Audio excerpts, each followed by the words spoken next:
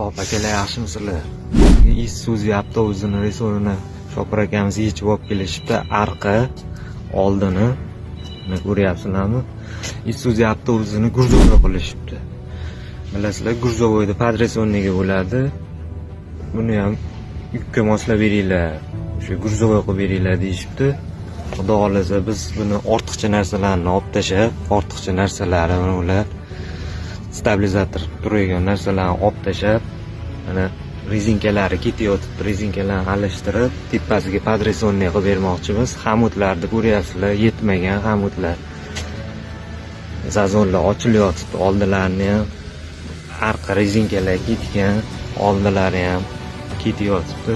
Xudo xolasa buni ortiqcha narsalarni olib tashlab, chiroyli qilib yukka moslab bermoqchimiz. Xudo xolasa uni bitgan jarayonni ham sizlarga ko'rsataman. Yo'q bo'lgan holati buni akalar ko'rishlari mumkin. Podresonnilarni qilib, xudo xolasa yukka moslab qo'ydik.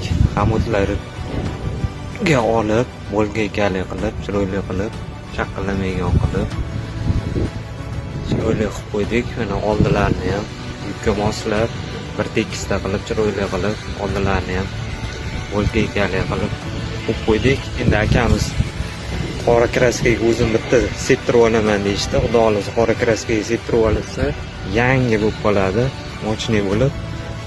Uni ortiqcha narsalarni mana chiqarib tashladik. Palapati qilib tashlangan ekan.